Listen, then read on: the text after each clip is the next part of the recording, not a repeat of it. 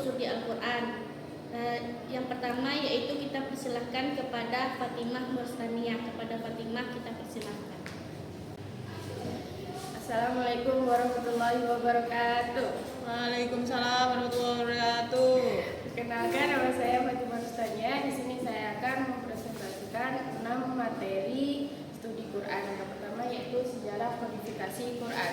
Al-Quran terdiri dari beberapa nama yang mana keseluruhannya menunjukkan kedudukan yang sangat agung. Sebagai berikut beberapa nama Al-Quran. Yang pertama yaitu Az-Zikr, yang berasal dari bahasa Arab yang dapat diartikan yaitu kemuliaan. Yang kedua At-Tanzil, yang berasal dari bahasa Arab juga yang berarti sesuatu yang diturunkan. Yang ketiga Al-Furqan, yang berasal dari bahasa Arabnya yang memiliki arti sebagai pembeda baik dan salah. Terus selanjutnya itu pengertian dan konsep asbabun nuzul. Asbabun nuzul adalah sebab-sebab yang melatar belakangi diturunkannya Al-Quran, ayat-ayat Al-Quran kepada Rasulullah lantaran ada peristiwa yang membutuhkan pertanyaan, penjelasan, dan itu membutuhkan jawabannya juga. Kemudian selanjutnya yaitu Al-Quran sebagai sumber hukum Islam. Al-Quran merupakan kitab suci Islam yang memiliki peran sentral dalam mengatur berbagai aspek kehidupan manusia, termasuk dalam pembentukan sistem hukum Islam. Yang materi selanjutnya yaitu konsep hukum Islam dalam Al-Quran. Sebagai sumber hukum utama, Al-Quran tidak hanya dipandang sebagai kitab suci, tetapi juga sebagai inspirasi, pedoman, dan solusi bagi umat Islam dalam menjalankan kehidupan mereka. Kemudian materi selanjutnya yaitu studi Al-Quran tentang etika dan moral.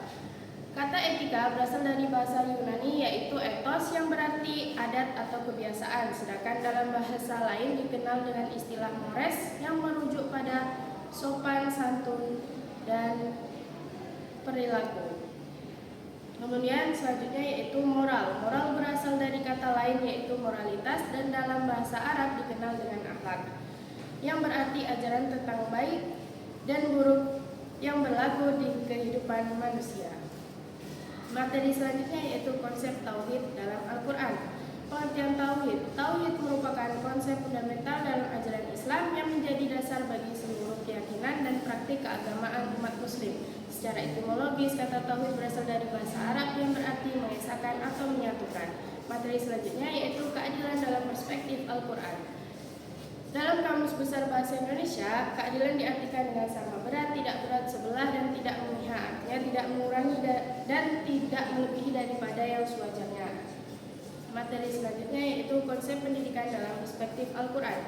Pendidikan dalam perspektif Al-Quran tidak hanya dinilai sebagai proses transfer ilmu pengetahuan, tetapi juga merupakan suatu aktivitas spiritual, moral, intelektual, dan sosial yang berlandaskan pada wahyu-wahyu ilahi. Materi selanjutnya yaitu konsep studi Al-Quran dalam etika pada lingkungan. Konsep etika ada 3. Yang pertama yaitu al-islah, artinya memperbaiki setiap kerusakan. Yang kedua yaitu al-ihsan, yaitu menjaga dengan kemuliaan. Yang ketiga at-ta'mir, yang berarti memakmurkan bumi. Materi selanjutnya yaitu studi Al-Quran tentang etika berkomunikasi.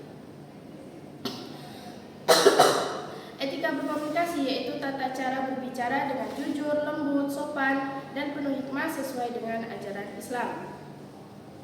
Materi selanjutnya yaitu studi Al-Quran tentang pengendalian diri. Pengendalian diri adalah kemampuan untuk mengontrol nafsu dan emosi. Metode pengendalian diri dalam Al-Quran yang pertama yaitu zikir, sholat, puasa, dan muhasabah. Materi selanjutnya yaitu studi Al-Quran dan relevansi di kehidupan sehari-hari. Studi Al-Quran adalah disiplin ilmu yang mempelajari segala aspek terkait Al-Quran, mulai dari sejarah turunnya, struktur bahasa, konteks sosio-historis, metode penafsiran, hingga prinsip hermetika untuk memahami pesan-pesan universalnya. Materi selanjutnya Al-Quran dan transformasi sosial bagi umat Islam. Transformasi sosial adalah gabungan dari 2 kata, yaitu transformasi dan sosial. Transformasi dalam ensiklopedia umum merupakan istilah eksakta yang kemudian diintrodusir ke dalam ilmu sosial dan humaniora. Kemudian, dinamika struktur kemukjizatan Al-Quran. Mukjizat adalah ketidakmampuan siapapun untuk menjawab tantangan Al-Quran sebagai bukti kebenaran risalah Nabi Muhammad SAW. Syarat-syarat mukjizat itu ada 4. Yang pertama, sesuatu yang hanya bisa diciptakan oleh Allah Subhanahu wa taala dan itu di luar kemampuan manusia. Yang kedua, bentuk aneh yang menyimpang dari hukum alam. Yang ketiga, bukti kebenaran pengakuannya bahwa ia menyebut dirinya Rasul. Yang keempat, tidak ada yang mampu melakukan mukjizat seperti saingannya. Kemudian selanjutnya, problematika studi Al-Quran. Problematika berasal dari bahasa Inggris, yaitu problematik yang berarti masalah atau persoalan. Dalam KBBI, problematika adalah sesuatu yang masih belum dapat dipecahkan.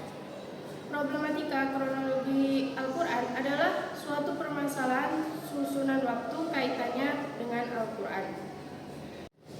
Kemudian materi yang selanjutnya yaitu hikmah penularan Al-Quran secara bertahap.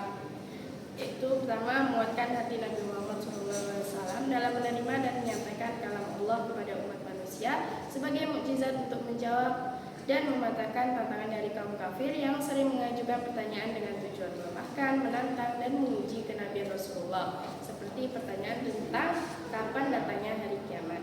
Baik, sekian itu saja yang dapat saya sampaikan. Saya kembalikan kepada moderator. Baiklah, selanjutnya kita masuk pada sesi tanya jawab. Yang pertama kita persilahkan kepada Nur Ayuningsi untuk bertanya kepada pemateri.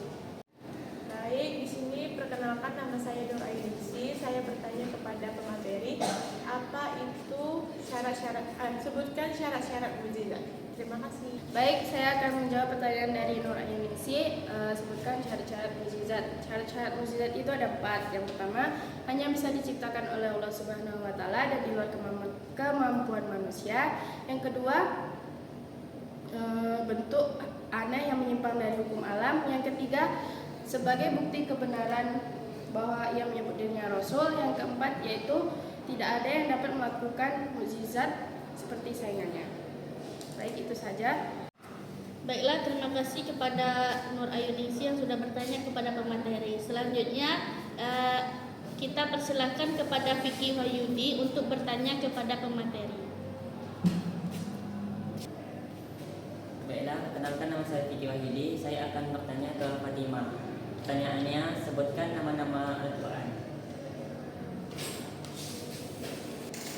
Baik, selanjutnya saya akan menjawab pertanyaan dari Vicky, yaitu sebutkan nama-nama Al-Quran. Yang pertama yaitu Az-Zikr, yang kedua At-Tanzil, yang ketiga Al-Furqan.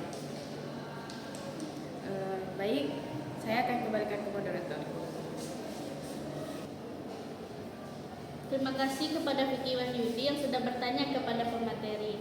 Selanjutnya kita silahkan kepada pemateri untuk menyampaikan kata-kata penutup.